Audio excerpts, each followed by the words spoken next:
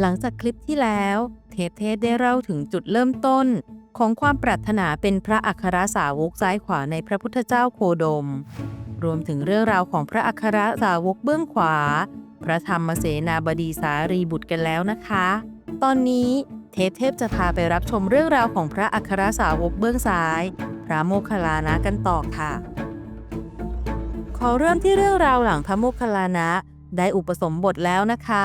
เมื่ออุปสมบทได้7 วันได้ไปทำความเพียรอยู่ที่ป่าใกล้บ้านการลาวาลมุตตาคาม ในขณะที่ทำความเพียรอยู่นั้นความง่วงเข้าครอบงำทำให้ไม่สามารถจะปฏิบัติต่อไปได้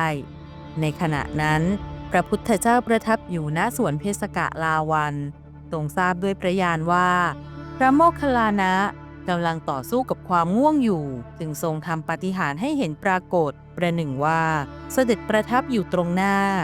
ได้ทรงเปล่งพระสุรเสียงแสดงอุบายสำหรับระงับความง่วงดังนี้ 1. ถ้ายังไม่หายง่วงเมื่อกำลังภาวนาสิ่งใดอยู่ก็ให้เร่งภาวนา 2. ถ้ายังไม่หายง่วงให้คิดทบทวนธรรมที่ได้เรียนมาแล้วอย่างละเอียด 3. ถ้ายังไม่หายง่วงให้ท่องธรรมที่เรียนออกมาดังๆ 4. ถ้ายังไม่หายง่วงให้แยงหูทั้งสองข้างแล้วเอามือลูบตามตัว 5. ถ้ายังไม่หายง่วงให้ลุกขึ้นเอาน้ำลูบหน้า 6. ถ้ายังไม่หายง่วงให้คิดว่าที่นี่เป็นเวลากลางวันที่มีแสงอาทิตย์สว่างไสว 7. ถ้ายังไม่หายง่วงให้ลุกขึ้นเดินจงกรมให้มีสติรู้เท่าทันการเคลื่อนไหว 8. ถ้ายังไม่หายง่วงให้นอนในท่าสีหสายญาติคือตะแคงขวาตั้งสติว่าจะตื่นอยู่เสมอพระโมคคัลลานะก็ปฏิบัติตามแล้วหายง่วงทันทีแล้วพระพุทธเจ้าก็ได้เปล่งพระสุรเสียงแสดงธรรมต่อพระโมคคัลลานะก็ได้บรรลุเป็นพระอรหันต์ในวันที่ 7หลังจากอุปสมบทค่ะหลังจากบรรลุเป็นพระอรหันต์แล้วพระโมคคัลลานะก็ได้สำเร็จอภิญญามีฤทธิ์มากกว่าภิกษุรูปอื่นๆจึงได้รับการยกย่องจากพระพุทธเจ้าว่าเป็นผู้เลิศกว่าภิกษุอื่นในทางมีฤทธิ์มากและได้รับการแต่งตั้งเป็นอัครสาวกเบื้องซ้ายคู่กับพระสารีบุตรค่ะนอกจากนี้พระโมคคัลลานะเป็นผู้ที่มีความสามารถในด้านการก่อสร้างเมื่อครั้งนางวิสาขาบริจาคทรัพย์เพื่อสร้างวิหารบุพารามณเมืองสาวัตถีพระพุทธเจ้าก็มอบหมายให้พระโมคคัลลานะเป็นผู้ควบคุมดูแลการก่อสร้างการมีอภิญญาฤทธิ์มากของพระโมคคัลลานะบางทีทำให้ท่านมองเห็นในสิ่งที่ภิกษุอื่นไม่เห็นอย่างครั้งหนึ่งเมื่อพระโมคคัลลานะและพระลักขณะรวมถึงหมู่สงฆ์ได้เดินทางลงจากภูเขาคิชกูฏระหว่างเดินทางอยู่นั้นพระโมคคัลลานะได้เห็นเปรตจึงแย้มยิ้มนิดหนึ่งพระลักขณะก็สังเกตเห็นจึงถามว่าท่านยิ้มด้วยเหตุใดแต่พระโมคคัลลานะรู้อยู่ว่าถ้าพูดไปตอนนี้สงฆ์ทั้งหลายก็อาจไม่เชื่อเพราะไม่มีผู้ใดเห็นเปรตนอกจากท่านพระโมคคัลลานะจึงตอบว่าเอาไว้ให้ท่านถามต่อหน้าพระพักตร์พระพุทธองค์อีกครั้งเมื่อได้เฝ้าพระพุทธองค์ท่ามกลางหมู่สงฆ์ทั้งหลายพระลักขณะได้ถามพระโมคคัลลานะอีกครั้งว่าเหตุใดเมื่อตอนลงจากภูเขาคิชกูฏท่านถึงได้ยิ้มออกมาพระโมคคัลลานะก็บอกว่าท่านได้เห็นเปรตชนิดต่างๆแล้วได้บรรยายลักษณะของเปรตแต่ละชนิดเราทรงได้ยินได้ฟังพากันเพ่งโทษติเตียนว่าพระมหาโมคคัลลานะอวดอุตริมนุสธรรมพระพุทธเจ้าจึงตรัสว่าพระโมคคัลลานะพูดจริงมิต้องอาบัติส่วนรายละเอียดเปรตแต่ละชนิดสามารถไปย้อนรับชมได้ในคลิปเรื่องเปรตนะคะและด้วยพระโมคคัลลานะเป็นผู้มีอภิญญาฤทธิ์มากท่านจึงเป็นกำลังสำคัญในพระพุทธศาสนาในการช่วยพระพุทธเจ้าทำให้ผู้มีมิจฉาทิฏฐิหันมานับถือพระพุทธศาสนาด้วยฤทธิ์ของท่านเป็นอันมากค่ะดังเช่นเรื่องของการดัดนิสัยเศรษฐีขี้เหนียวให้รู้จักแบ่งปันทำทานเรื่องก็มีดังนี้มีเศรษฐีผู้หนึ่งชื่อโกศิยะเศรษฐีเป็นคนที่ร่ำรวยมากมีบ้านเรือนเป็นปราสาทถึง7 ชั้นแต่ก็ยังมีอุปนิสัยขี้เหนียวไม่ยอมแบ่งปันใครๆวันหนึ่งระหว่างที่เขากำลังเดินทางกลับบ้านได้เห็นชาวบ้านคนหนึ่งกำลังกินขนมเบื้องอยู่ ก็เกิดอยากกินขึ้นมาบ้างเมื่อกลับบ้านก็ยังอยากกินอยู่แต่ก็คิดว่าถ้าเราบอกคนอื่นว่าอยากกินขนมเบื้องคนอื่นก็จะอยากกินตามเราทำให้สิ้นเปลืองค่าวัตถุดิบเป็นอันมากจึงตัดสินใจไม่บอกใครแต่พอผ่านไปหลายวันโกสิยะเศรษฐีก็ยังอยากกินขนมเบื้องอยู่จนร่างกายผายผอมหน้าซีดเซียวภรรยาโกสิยะเศรษฐีสังเกตเห็นก็ถามสามีไปว่าเป็นเพราะเหตุใดเมื่อโกสิยะเศรษฐีเล่าว่าอยากกินขนมเบื้องภรรยาก็หัวเราะแล้วบอกว่าเรื่องแค่นี้เองเรามีทรัพย์มากมายจะทำขนมเบื้องเลี้ยงคนทั้งหมู่บ้านก็ยังได้โกสิยะเศรษฐีได้ฟังก็ตกใจบอกว่าจะทำเช่นนั้นทำไมให้มากมายสิ้นเปลืองภรรยาเศรษฐีจึงบอกว่างั้นทำกันกินในบ้านก็ได้โกสิยะเศรษฐีก็ยังอ้ำอึ้งภรรยาเศรษฐีจึงคิดว่าท่านเศรษฐีคงจะอยากกินขนมเบื้องคนเดียวจึงบอกว่างั้นก็จะทำขนมเบื้องให้สามีกินคนเดียวโกสิยะเศรษฐีจึงน่าชื่นขึ้นไม่วายบอกภรรยาว่าให้ไปทำบนปราสาทชั้น7ของเราจะได้ไม่มีใครได้กลิ่นแล้วมาขอกินแหมที่เดี๋ยวจริงๆนะคะจะกินคนเดียวไม่พอจะไม่ให้ใครมาขออีกภรรยาเศรษฐีก็ขึ้นไปชั้น7ของปราสาททำขนมเบื้องให้เศรษฐีได้นั่งกินโดยปิดประตูไว้อย่างสนิทในเวลานั้นพระพุทธองค์ออกจากฌานสมาบัติทรงตรวจดูหมู่สัตว์ที่พอจะบรรลุได้ทรงเห็นอุปนิสัยโสดาปัตติผลของเศรษฐีพร้อมทั้งภรรยาจึงตรัสให้พระมหาโมคคัลลานะไปกำราบเศรษฐีให้สิ้นพยศซึ่งพระองค์กับภิกษุ500รูปจะนั่งในวิหารเพื่อรอรับประทานขนมเบื้องพระโมคคัลลานะจึงไปยังบ้านโกสิยะเศรษฐีด้วยกำลังฤทธิ์ยืนที่หน้าต่างของปราสาทชั้น7เมื่อเศรษฐีเห็นจึงขับไล่แต่พระเถระก็ยังไม่ไปพระโมคคัลลานะแสดงฤทธิ์ด้วยการเดินจงกรมจนถึงสร้างควันขึ้นจนโกสิยะเศรษฐีคิดว่าพระเถระอยากได้ขนมจริงๆจึงบอกให้ภรรยาทอดขนมชิ้นเล็กๆชิ้นหนึ่งให้แก่พระเถระแต่ขนมชิ้นเล็กเมื่อลงกระทะกลับกลายเป็นชิ้นใหญ่เศรษฐีไม่พอใจจึงลงมือทอดเองแต่ยิ่งทอดขนมก็ยิ่งใหญ่ขึ้นเรื่อยๆจนเขาเกิดความท้อใจจึงยอมให้ขนมเบื้องแก่พระเถระ1ชิ้นแต่เมื่อหยิบขนมเบื้อง1ชิ้นขนมทั้งหมดกลับติดกันเป็นชิ้นเดียวดึงเท่าไหร่ก็ไม่สามารถแยกขนมได้จนโกสิยะเศรษฐีเหนื่อยความหิวและความต้องการขนมได้หายไปจึงบอกให้ภรรยาถวายขนมทั้งหมดแก่พระโมคคัลลานะพระโมคคัลลานะจึงแสดงธรรมแก่คนทั้งสองจนเศรษฐีเกิดความเลื่อมใสพระโมคคัลลานะจึงได้พาเศรษฐีและภรรยาไปเข้าเฝ้าพระศาสดาณพระเชตวันด้วยกำลังฤทธิ์โกสิยะเศรษฐีและภรรยาได้นำขนมเบื้องทั้งหมดมาถวายพระพุทธเจ้าและเหล่าภิกษุ500รูปแม้จะถวายภิกษุทุกรูปในวิหารแจกให้แก่คนอนาถาทั้งหลายขนมก็ไม่หมดสิ้นไปสักทีพระพุทธองค์จึงให้ทั้งสองวางขนมบริเวณซุ้มประตูพระเชตวันซึ่งทุกวันที่นี่นั้นก็ยังปรากฏชื่อว่าเงื้อมขนมเบื้องจากนั้นพระพุทธเจ้าจึงทรงแสดงธรรมแก่โกสิยะเศรษฐีและภรรยาจนทั้งสองบรรลุโสดาบันตั้งแต่นั้นมาเศรษฐีได้สละบริจาคทรัพย์ตามสมควรถวายในพระพุทธศาสนาเรื่อยมาค่ะอย่างอีกเรื่องหนึ่งที่พระโมคคัลลานะทำให้ผู้มีมิจฉาทิฏฐิหันมานับถือพระพุทธศาสนาเรื่องราวมีดังนี้ค่ะครั้งหนึ่งที่พระพุทธองค์ทรงพิจารณาเห็นอุปนิสัยแห่งพระอรหันต์ของนักบวชนอกพระพุทธศาสนานามว่าอักขิทัตจึงรับสั่งให้พระโมคคัลลานะเถระไปทำให้ลดทิฏฐิมานะและละการถือลัทธิเดิมเสียพระโมคคัลลานะจึงทูลลาไปยังสำนักของอักขิทัตทันทีเมื่อพบอักขิทัตก็กล่าวขอที่พักอาศัยสักคืนหนึ่งแต่อักขิทัตปฏิเสธว่าไม่มีสถานที่ให้พักพระเถระจึงกล่าวต่อไปว่าถ้าอย่างนั้นก็ขอพักที่กองทรายนั่นก็แล้วกันแต่ว่าที่กองทรายนั้นมีพญานาคตัวใหญ่มีพิษร้ายแรงอาศัยอยู่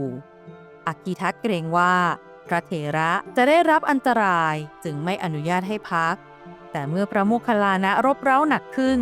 จนอักขิทัตต้องยอมอนุญาตพระโมคคัลลานะจึงเดินไปที่กองทรายนั้นทันที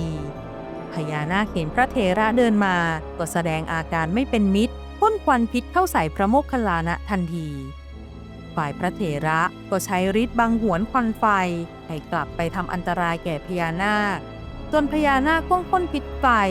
ใส่พระเถระแต่ก็ไม่สามารถทำอันตรายพระเถระได้เลยจนในที่สุดพระโมคคัลลานะก็ภาวนาแผ่เมตตาให้พญานาคนั้นคลายความร้ายกาจและสงบลงยอมให้พระเถระแต่โดยดีรุ่งเช้าฝ่ายอักขิทัตกับบริวารคิดว่าป่านนี้พระเถระคงจะมอดไหม้ในกลองเพลิงเสียแล้วก็สาสมแล้วเพราะเราห้ามแล้วก็ไม่ยอมเชื่อฟังแล้วจึงพากันเดินมาดูปรากฏว่าพระโมคคัลลานะนั่งอยู่บนกองทรายโดยมีพญานาคกดรอบกองทรายแล้วแผ่พังพานอยู่เหนือศีรษะก็ได้แต่ตกตะลึงและคิดว่าน่าอัศจรรย์สมณะนี้มีอานุภาพยิ่งนักขณะนั้นพระพุทธเจ้าเสด็จมาถึงพอดีพระโมคคัลลานะจึงลงจากกองทรายแล้วเข้าไปกราบบังคมทูลอาราธนาให้เสด็จประทับนั่งบนกองทรายแล้วกล่าวกับอักขิทัตว่าพระพุทธองค์เป็นศาสดาของข้าพเจ้าข้าพเจ้าเป็นสาวกของพระพุทธองค์ลำดับนั้นพระผู้มีพระภาคทรงแสดงพระธรรมเทศนาให้อักขิทัตพร้อมทั้งบริวารจนได้บรรลุเป็นพระอรหันต์ด้วยกันทั้งหมดแล้วกราบทูลขอบรรพชาในพระพุทธศาสนาพระพุทธเจ้าได้ประทานให้โดยวิธีเอหิภิกขุอุปสัมปทาค่ะแล้วยังมีเรื่องราวที่เกี่ยวกับการปราบพญานาคของพระโมคคัลลานะอีกเรื่องหนึ่งที่หลายๆท่านอาจเคยได้ยินกันมาบ้างคือการปราบนันโทปนันทนาคราชซึ่งเรื่องราวนี้มีอยู่ในบทสวดชัยมงคลคาถาหรือบทพาหุงด้วยนะคะเรื่องราวมีอยู่ว่าวันหนึ่งอนาถบิณฑิกะเศรษฐีได้ทูลเชิญพระพุทธองค์พร้อมภิกษุ500 รูปรับภิกษาหารที่เรือนของตนในวันนั้นพระพุทธองค์ทรงตรวจดูด้วยพระญาณเห็นว่านันโทปนันทนาคราชมีมิจฉาทิฐิไม่เลื่อมใสในพระรัตนตรัยและพระมหาโมคคัลลานะเป็นผู้สามารถปลดเปลื้องนาคราชนี้จากมิจฉาทิฐิได้จึงให้พระอานนท์บอกภิกษุทั้ง500 รูปว่าจะเสด็จจาริกไปในเทวโลกซึ่งในวันนั้นเองนันโทปนันทนาคราชกำลังนั่งบนบัลลังก์ทิพย์ห้อมล้อมด้วยนาคนักฟ้อนและบริวารเมื่อนันโทปนันทนาคราชเห็นพระพุทธเจ้าพร้อมภิกษุ500 รูปเสด็จมุ่งพระพักไปยังดาวดึงส์เทวโลกทางเหนือวิมานของตนจึงคิดว่าพวกสมณะนี้เหาะข้ามศีรษะของเราไปฝนที่ละอองเท้าก็ตกลงมาใส่กระหม่อมของเราก็รู้สึกโมโหจึงแปลงกายเป็นพญานาคใหญ่พันผดล้อมรอบภูเขาสิเนรุได้ถึง7 รอบแล้วเอาพังพานบังคบดาวดึงส์ไว้ทำให้ภิกษุทั้งหลายมองไม่เห็นทางเหล่าภิกษุอรหันต์เช่นพระรัตถปาละพระพัทธิยะและพระราหุลต่างก็อาสาที่จะกำราบนาคราชผู้นี้แต่พระพุทธองค์ไม่ทรงอนุญาตแต่ทรงอนุญาตให้พระโมคคัลลานะกำราบนาคราชนั้นพระโมคคัลลานะจึงแปลงกายเป็นนาคราชใหญ่เช่นกันเอาขนดพันรอบนันโทปนันทนาคราชวางพังพานของตนกดนาคราชไว้กับภูเขาสิเนรุอีกทีหนึ่งนันโทปนันทนาคราชก็โกรธจัดถึงพ่นเพลิงใส่พญานาคพระเถระพระเถระก็ได้พ่นเพลิงนั้นกลับนันโทปนันทนาคราชเห็นว่าถ้าจะสู้ไม่ได้จึงถามไปว่าท่านเป็นใครเมื่อทราบว่าเป็นพระโมคคัลลานะจึงขอให้พระเถระกลับสู่ภาวะแห่งภิกษุแล้วร้องไปว่าท่านเป็นสมณะทำไมจึงมาทำร้ายข้าพเจ้าเมื่อพระเถระคืนร่างเป็นภิกษุแล้วก็ตอบว่าเรานี้ไม่ได้ลงโทษท่านเพราะความโกรธแต่ที่ทรมานท่านโดยหวังจะให้ท่านละความเห็นผิดตั้งอยู่ในทางของพระอริยเจ้าแต่พระโมคคัลลานะก็ได้ทราบว่านาคราชนี้ยังไม่สิ้นฤทธิ์สักทีเดียวยังคิดจะสังหารพระเถระอยู่จึงเนรมิตกายให้เดินเข้าออกทางช่องหูขวาและซ้ายช่องจมูกและช่องปากนันโทปนันทนาคราชได้รับความทรมานเป็นอย่างมากจึงออกอุบายบอกพระโมคคัลลานะว่าให้เดินออกมาเถอะแล้วจะยอมเผื่อที่คิดว่าหากพระโมคคัลลานะออกทางจมูกหรือปากก็จะพ่นลมที่เป็นควันพิษสังหารพระเถระเสียแต่พระโมคคัลลานะเป็นผู้ที่สามารถเข้าออกฌานได้อย่างรวดเร็ว เมื่อพระเถระออกมายืนตรงจมูกนาคราชเห็นเป็นจังหวะเหมาะจึงพ่นควันทางจมูกอย่างแรงแต่ควันนั้นไม่อาจทำให้แม้แต่เส้นขนของท่านไหวได้นันโทปนันทนาคราชคิดในใจว่าสมณะนี้มีฤทธิ์มาก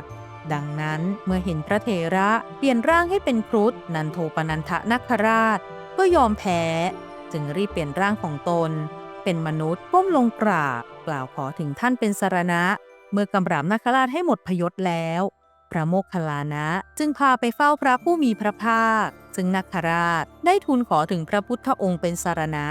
จากนั้นพระพุทธเจ้าจึงนำเหล่าภิกษุเสด็จไปยังบ้านของอนาถบิณฑิกะเศรษฐีตามที่ทรงรับนิมนต์ไว้ตรัสเล่าถึงการต่อสู้ของนาคราชและพระโมคคัลลานะอนาถบิณฑิกะเศรษฐีจึงทูลขอให้พระพุทธเจ้า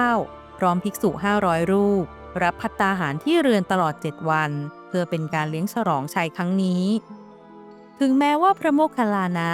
จะเป็นผู้เปี่ยมล้นด้วยคุณธรรมและความสามารถในอิทธิปาฏิหาริย์เหนือกว่าภิกษุรูปอื่นแต่ท่านก็เป็นผู้มีอัธยาศัยใจกว้างไม่กีดกันความสามารถของคนอื่นโดยเรื่องราวนั้นเกิดขึ้นในสมัยหนึ่ง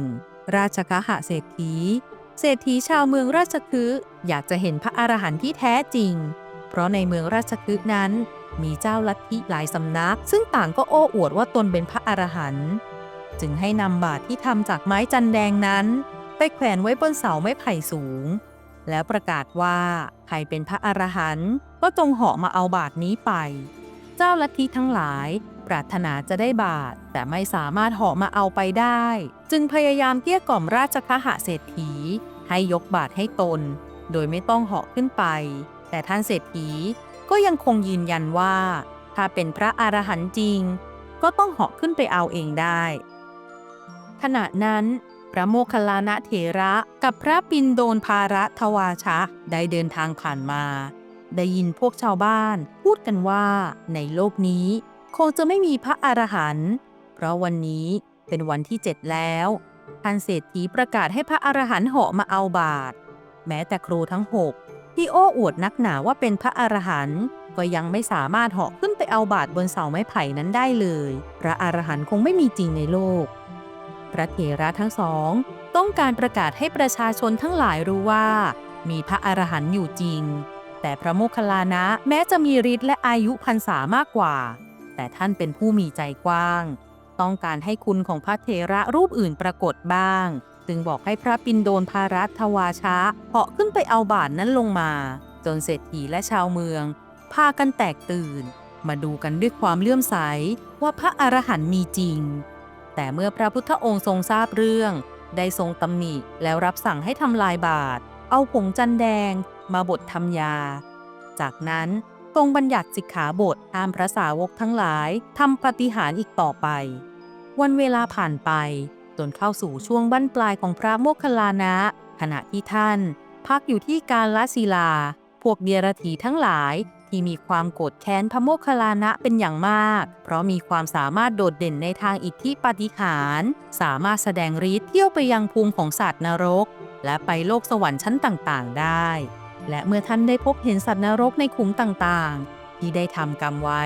แล้วต้องมารับโทษหรือทำบุญแล้วได้ไปยังสวรรค์ชั้นต่างๆพระโมคคัลลานะก็จะนำข่าวสารและเรื่องราวของสัตว์นรกและของเทพบุตรเทพธิดาเหล่านั้นมาแจ้งแก่บรรดาญาติและชนทั้งหลายให้ทราบรวมถึงเทศโปรดพุทธบริษัททั้งหลายจึงพากันเลื่อมใสในพระพุทธศาสนาทำให้ลัทธิของพวกเดียรถีต้องเสื่อมคลายความนับถือจากประชาชนลาภสักการะก็เสื่อมลงจึงปรึกษากันแล้วมีความเห็นอันเดียวกันว่าต้องกำจัดพระโมคคัลลานะเพื่อตัดปัญหาตกลงกันแล้วก็เรี่ยไรกันแล้วจ้างโจรให้ฆ่าพระโมคคัลลานะพวกโจรใจบาปได้รับเงินสินบนแล้วพากันไปซุ่มเพื่อสังหารพระเถระถึงที่พักแต่พระโมคคัลลานะก็รู้ตัวและหลบหนีไปได้ถึง2 ครั้งจนถึงในครั้งที่3พระโมคคัลลานะได้พิจารณาบุพกรรมเก่าที่ทำให้พวกโจรมาตามสังหารก็ได้ทราบว่าในอดีตชาติหนึ่งพระโมคคัลลานะได้เกิดเป็นลูกคนเดียวของพ่อแม่ต่อมาเมื่อเจริญเติบโตขึ้นพ พ่อแม่ทั้งสองประสบเคราะห์กรรมตาบอดทั้งสองคนแต่ลูกชายคนเดียวก็ปรนนิบัติเลี้ยงดู